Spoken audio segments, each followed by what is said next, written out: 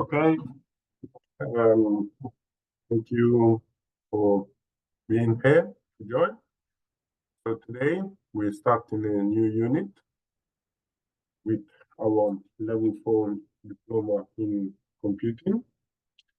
So let me just quickly share my screen. Okay. Share screen.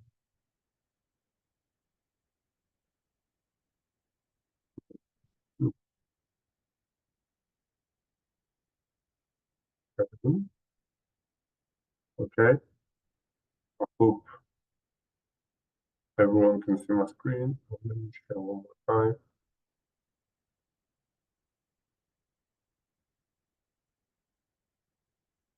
Boom.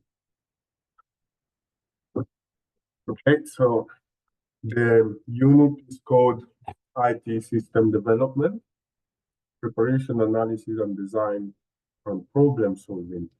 So this unit draws together concepts from system analysis and project management to help learners develop the skills and techniques needed to confidentially respond to a client brief, to identify a problem or opportunity, analyze an existing system, identify possible solution to the problem before choosing the most appropriate solution, and producing a suitable design. Learners will present the final solution design to the client and respond to feedback. So this is the aim. This is what we are expecting our student to achieve by the end of this course. So this is a level 4 unit. It is a mandatory unit from our level 4 course. And this will be now graded with a pass, merit, or distinction. So in order to achieve this unit, the learner must produce work which demonstrate achievement of learning outcomes at the standards provided by the assessment criteria. To achieve a merit or distinction grade, the learner must demonstrate that they have achieved all the criteria set of those grades. So this unit will have 4 learning outcomes and an assignment discussion. Actually, is 5 learning outcomes and the assignment discussion. So here are some of the criteria of what we need to identify. We will have to understand the stages and purpose of the life cycle models and development activities. Hi, Johnny. Thank you for joining. Can you hear me? Hi, Victor. Yeah, sorry, I can hear you. Sorry, yeah, I overslept. I have no better excuse than that, but I'm sorry I'm late. No, it's fine. It's fine. So I can just summarize what I said. I was just introducing the unit specification. So what the learner is required to complete. Yeah. So just to summarize the unit aim, this will now focus on giving the student the right skills for them to write assignment. So this unit will have 5 learning outcomes, and then we'll finish with assignment discussion. So I hope you have the unit specification, which you can have a look at. Yeah, I've got a copy. Okay, that's great. So if you have a copy of it, we can now look into the presentation. Brilliant. Let me start from... Yeah. So I recently did the level 3 in applied statistics. I'm very familiar with how that's sort of laid out and how to read it. And okay. Sorry, can you please give me a bit of a background? What have you completed? So I recently completed with UK Versity the level 3 ATHE diploma in applied statistics. Applied statistics. Okay. Yeah. Oh, that's good. That's why now you're on the level 4. Yeah, Okay. exactly. So, just to get to know you a bit more, what are you looking to achieve from this course? So I'm a data analyst. I've been a data analyst for 5+ years now. And basically what I'm looking to do is just use this to, support me in the work that I already do, but also to give me a educate, like I've got the experience, I've got like the first, hands-on job experience of it, but my sort of like educational, my qualification background, it's like from a completely different background. So I'm looking to get qualifications that are relevant to the job that I now do. So that hence why I've done the level 3 in applied statistics, now doing the level 4 in computing and planning on going to do the level 5. So I finished the level 3 diploma back in April. Distinctions across all my units. I would like to do something similar this time round, but I know the work obviously is a level up, so it's going to be that much more complex. But that's what I'm aiming. Okay, that's great. Thank you very much for sharing that. What do you do for work? Don't mind me asking. Oh, I'm a data analyst. Oh, you're data analyst. Yeah, I'm a data analyst. I've been doing it for about 5 to 6 years. Oh, that's great. Yeah, I'm a senior data analyst actually. I have I manage other data analysts. So yeah. Okay, and with this qualification, you're just looking to like progress in the corporate. Yeah, looking to progress and also giving me, that sort of background on my CV. Because if you looked at my CV at the moment, like I've got the work experience, but my qualifications are Yeah. relate to like counseling and like drama and acting and stuff like that. So all my previous qualifications are completely irrelevant to my current job. So I'm looking to get qualifications that actually match the job that I do. It makes sense. So you were meant to come from like a computer science background, basically. Is that what you're trying to say? Yeah. I'm just trying to get my qualifications to match the job that I do. Yeah. Oh, that's great. Yeah, definitely. So yeah, this is the most suitable course, I think, because you gives you the fundamentals, so you have the fundamental knowledge, and then we can progress. I do know we have like course as well in data science. University, I don't know if they mentioned that to you. Sorry, say that again. I do know that we have like a level 7 qualification in data science. Yes, no, I've seen. Yeah, so I don't know if you might be interested. Like, obviously, if Yeah, potentially. I think I'm doing the level 4, then the level 5, and I think there's some universities where I could do like as a top-up degree, to make it into a full like BA, or well, not BA, but yeah, a full bachelor's. And then after that, I could then do like a level 7 for data science or something like that. Yeah, definitely. Okay, that makes sense. Okay, thank you very much. Now I get to know a bit more from you. Yeah. So I just introduce myself. I work. Obviously, I come from a computer science background, and I've been tutoring for university for the last 3 years, I'd say. It's almost 3 years, I think. Yeah. December. So I teach different qualification, level 3, 4, 5, 6, and even level 7. Some units, not all of them, because I'm not qualified on all the units. So more or less I can do the level 3, level 4, level 5. Yeah. And this is a unit that I've already taught in the past. So this is everything about me. Okay, great. And I think with the level 3, you've already done the assignment, so you already know how the system works, right? And how to use Moodle and and all that sort of stuff. Okay, that's great. So you already know everything. Okay, let's just jump into our presentation. So I was reading from the unit specification, the unit aim, which is this again. I can repeat this again. So this unit draws together the concept of system analysis and project management to help learners develop the skills and techniques needed to confidentially respond to a client brief, to identify a problem or opportunity, analyze an existing system, identify possible solutions to the problem before choosing the most appropriate solution and producing a suitable design.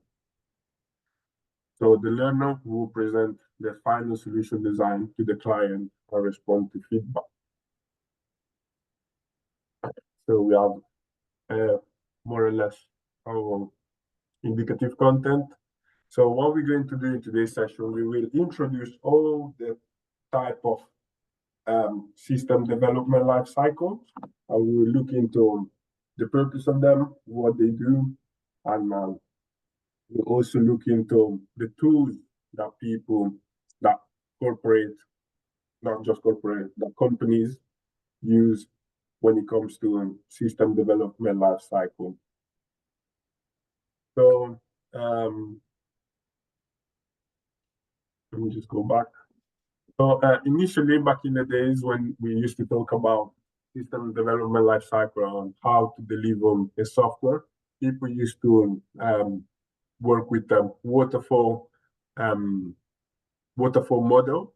So the waterfall model is mainly classified as a monolithic application. So what do we mean by monolithic? We mean that we have, for example, our whole application built on one service. So we now have, for example, front end, back end, couple other services that connect to our application. And what happens is that if there is an issue with one of them, for example, with the back end or so ever, this entire application will now crash, and it will take forever for our coders, our developers to get everything back and running. So that's why companies have now decided to move towards other type of system development life cycle, such as Agile, which I'm pretty sure you're familiar with. Mm-hmm.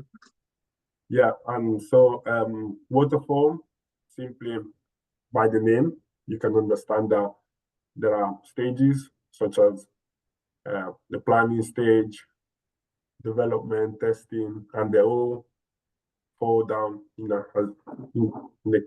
cascade model. So you cannot iterate these steps. So once you're done, maybe with the development, you have to now move into the testing. While with Agile technology, which is the most recent and the most used system development lifecycle by companies, has been bringing a lot of benefits to companies where they can now work in iterations. So what do we mean by iterations? Where we can now rapidly develop and deploy the code without this crashing. So what does this mean? Is that we now have we're now working on microservices at the time. So companies, for example, like Netflix, Amazon, or whatever, they cannot afford to work on a waterfall model because they have loads of users and customers, whatever. And if the system crash, this is gonna really impact the company and even the reputation of Netflix or Amazon. That's why they're now implementing an agile methodology. So what do we mean by these microservices? So we now know that for example, our front end will now not entirely cover all the front end, but it could now, for example, be focused on a specific requirement from the client. So we could have an application which focus on catalog, or maybe on shipping, delivering, or whatever. So this is now our front end is now breaking down into a bunch of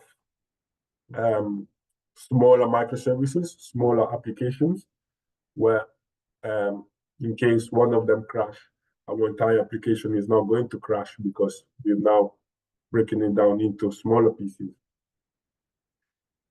So as we said before, this is useful because we can now rapidly develop and deploy. So we're now going to work in iterations. So we could have maybe say 1, 2, 3, 4 iterations, depending on the company and on how they feel more comfortable working on. So we could have initial iteration where they're now establishing how this application has to be done. Second iteration could have now gathered more information, more feedback from our client. And third iteration could just simply looking into improving our code. So as we all know, the purpose of life cycle model is to develop activities. The purpose of a life cycle model in development activities is to provide a framework for managing and controlling the development process. So as I said, we're now going to break it down into project, and they're more manageable for the company. So when it comes to agile technology, there are loads of tools that could be used by companies. So these tools could be Scrum, Extreme Programming, Kanban, Crystal, and many others. So the most common tool is Scrum, which I believe you're familiar with as well. So Scrum is a Scrum mod tool has his own team. So this team is now created by the product owner. So a product owner could be anyone in the corporate or in the company who necessarily doesn't need technical skills, but they need to know everything. So they're basically like a manager. They're the head, the IT manager basically, and all the responsibilities for whatever happens to the application or to the software, all the responsibilities will now fall into them. So they're the one that have to put the face. So they're the one that are taking accountability for whatever happens. And then just underneath our product owner, we will now have our project owner. People call this project owner as a Scrum Master. And the Scrum Master is basically someone that has IT skills, like who's a developer, and his job is entirely focusing on ensuring that the project are delivered on time, project are meeting the deadlines, and developers are able to work and deliver the project on time. And after our Scrum Master, we have our Scrum team, which is now composed by back-end developers, front-end developers, software testers, and other IT professionals. So this is how Scrum works, and there are other type of tools used by companies, but mainly everyone works with Scrum. Kanban is pretty much popular as well. There's Kanban as well, but so far I've seen Scrum and the corporate that I've worked for. So conclusion of this first learning outcome. Overall, understanding the stages and purpose of life cycle models in development activities is essential for ensuring the successful completion of project and the delivery of high quality product. So now we're going to explain the purpose of life cycle in development activities. So what do we mean by the purpose? So the purpose of the life cycle in development activity is multi-phased, emphasizing several key objectivities that are now collectively contributing to the successful execution of our project. So let me just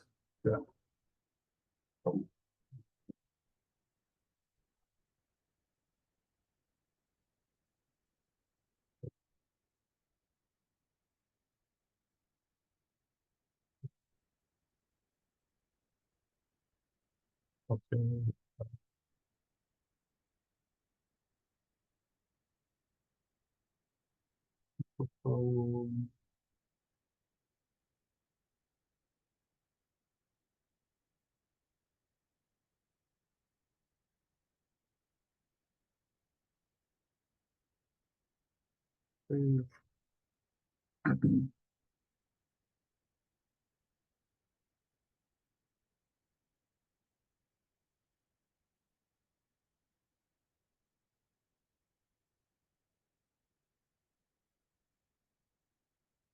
Okay, so here are the stages that we're required to follow when it comes to working on our project. So we have 7 stages where we now have brainstorming and setting goals. So in our company, we will now have to understand what are our client requirements, what application is our client asking for. Say, for instance, they have an online store, or maybe the I don't know, law firm, depending on the sector. They're now asking for a software. We now have to gather all the requirements, so the client will now give us all the information we need to know. Once we have all this information, we can now work on planning phase. So stage 2 is planning, where we now create our reports, and we now have enough data that can be handed over to our developers. Then we have stage 3, which is design and architecture. So we now know how this application has to be built and how this application has to look like. Stage 4 will now involve our developers, who are now going to create our entire application. Once this application is now done, it goes to testing and QA, which are going to now give us feedback on what needs to be improved and what is now passing for the test. And once this has been improved, we can now deploy them. And once this is deployed, we can now maintain and improve our software. So these are the 7 stages which are mandatory, and they are required when it comes to developing our application. So let me just pause the recording now.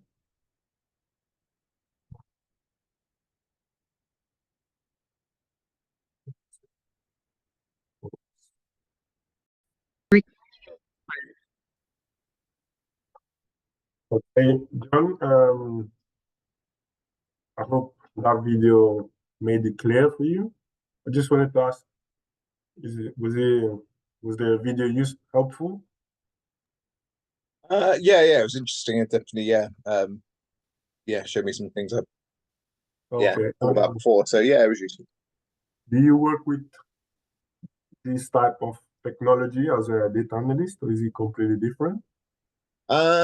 It is quite different. So yeah, we our sort of like electronic case management systems are sort of like already sort of like set up for us. Like we're not involved in sort of like the sort of updating, the adding of like features or functions to the case management system. That's done by the company that owns the case management system, which we sort of purchased. My job is mainly reporting on the data and like performance figures and stuff for our clients in treatment. But something I would like to do is learning about sort of like setting up programs, or I'm very interested when we get to Unit 2 about looking at sort of like programming for data analysis. And I've tried using a bit of Python and stuff. So it's not something I'm heavily involved in now, but it's something I'd like to introduce into my work. Okay. So, sorry, what technology do you use then as a data analyst? Don't mind me. So we use currently, because I work is for a charity organization, so there isn't like loads of money around. So the programs we have is fairly limited. So we use obviously Microsoft Office Suite a lot, some different Google sort of features, like Google Forms, that sort of thing. Yeah. What else? QGIS for like mapping. So like taking data, turning them into maps, whether that's like heat maps, plot point maps, that sort of thing. And we're looking at getting Power BI. Right. I'm currently in the position of pitching that to the higher ups to get it approved, because again it comes at a cost. We're a charity at the end of the day, so there is sort of limited money. So that's what I'm trying to pitch to the company. What about the programming side? Are you guys programming with Python or I do some I do some programming with Python outside of my work, just so I teach myself. So I did a Python boot camp with a college in the UK, sort of like about a year or so ago. Completed the boot camp. Now just to sort of on top of it and keep it fresh in my mind, I just a little play with it, and make like really simple basic games with it, or get it to like calculations and stuff for me. So there's some knowledge there, but it's something that I'm continuing to learn to build on. To be honest, I prefer a SQL to Python. I don't know. I just find I can just make sense of it a lot more clearer in my head with SQL than Python. But I'm still very interested in learning Python. Okay, yeah, I understand. Yeah, so this like system development life cycle, I'm assuming is new to you, like this. Yeah, a lot of it will be fairly new. Yeah. Yeah. Okay, that's great. Yeah, I'm glad the video was useful. I didn't want to like bring a video on this stuff that you already know. No, sure, no. Don't worry about that. There's going to be a lot I'll be learning for sure. Okay. Okay, so yeah, obviously, like, now this presentation, we will now go through concept that I've already showed from the image. So system development life cycle, as I said, is 7 stages where we have we now collecting, we now brainstorming. So we now gathering data, setting goals. Then we now have to plan, establish how this has to be delivered. And then there is design and architecture, development, testing, QA, deployment, and maintenance.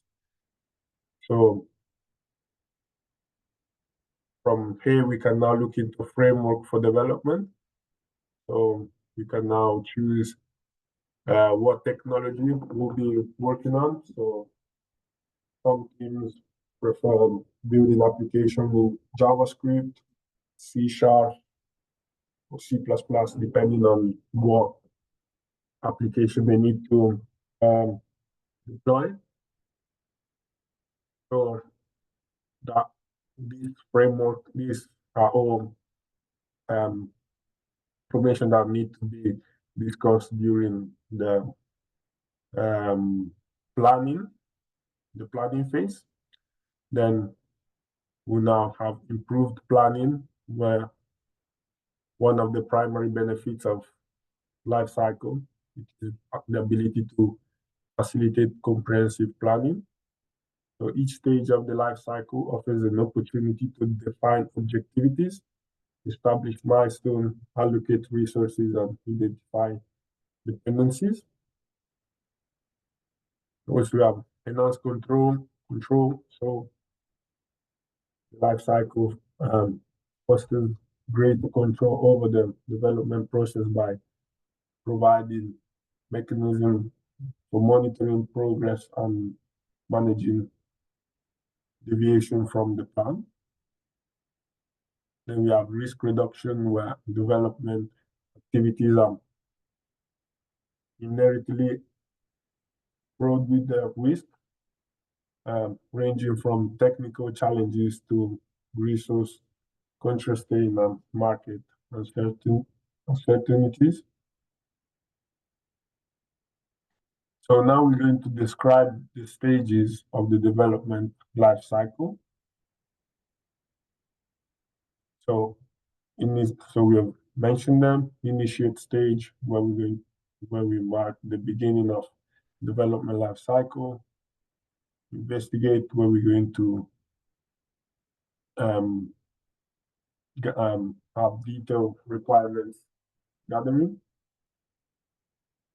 Design, where we're now going to focus on translating the requirements gathered during the investigate phase into a comprehensive solution architecture. Implement, where we'll now have our coders who are going to build the application, the entire application. Our software testers who are now going to validate the functionality of our application. And now we can now finally deploy our production environment into the market. Maintaining phase, which our we now have our user interface and UX designers. We are going to collect useful feedback from our client side, and we're going to maintain them, or even create new features. And then we have review stage, which involves evaluating the project performance, outcomes, and lessons learned.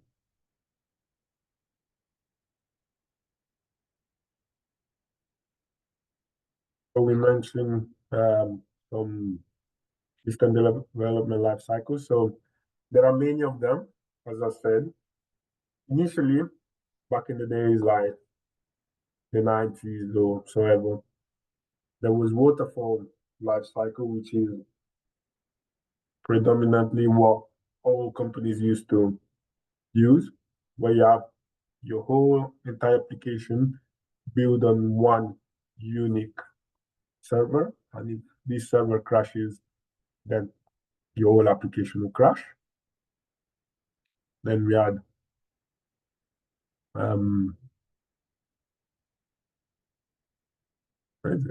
waterfall. Then we have agile, which is the most used nowadays, which I'll explain to you the concept.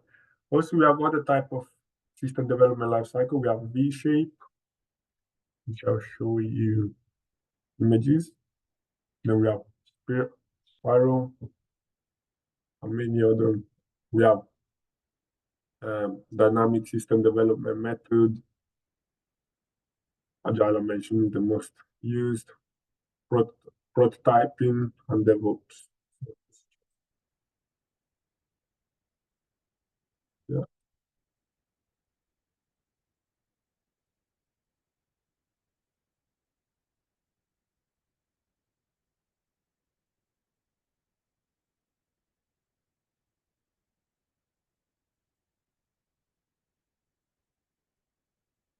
So this is how the V model will look like.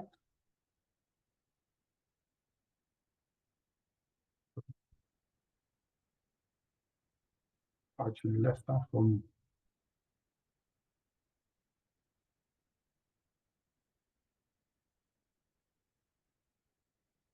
so to make it clear.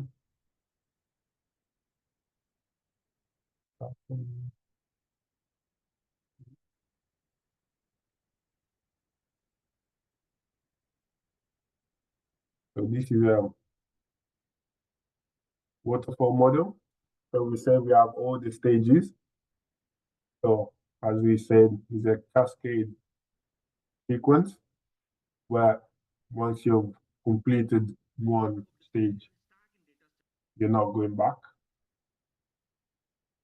to look into it. While with Agile, we can work in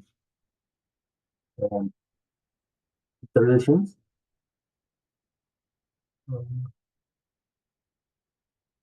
Yeah.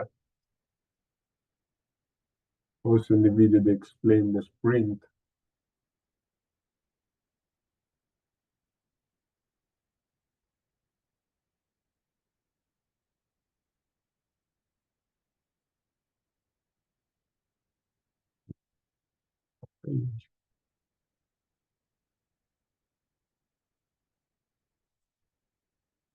So waterfall was used back in the days, and we know is no longer used by companies nowadays. Agile, from the video, he explained that companies have regular meetings, saying they could have these meetings daily, weekly, quarterly, annually. This really depends on them. And say, for instance, if daily, they will now have various meetings. So the morning meeting, they can now look into discussing on more are the new features, um, new technologies that have to be implemented in the code. So that's where they'll continuously have meetings and working on sprints. When it comes to V model works differently from a traditional waterfall or agile methodology, where we have development, where is constantly sent to the testers for validating the new features. Once this has been validated, the development team will now look into system requirements and specification, where they will now add new features, which will now be sent again to our testers, our software testers, for system integration testing. Then again, once this is gone back to the developers, they will now have high-level design. This will now have to go through a component testing, and also when it comes to low-level design, this has to go through unit testing. So this is a V shape where there is constantly development and validation by the testers. Also, we have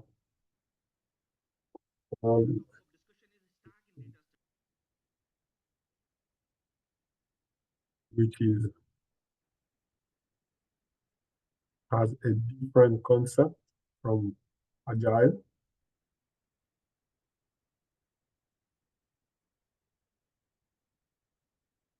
And this is how it works.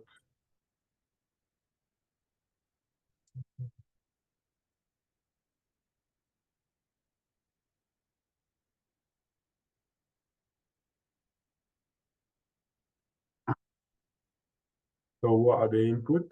We now have business case, feasibility studies, user requirement, and what we're going to output is incremental prototype, user feedback, and define requirements.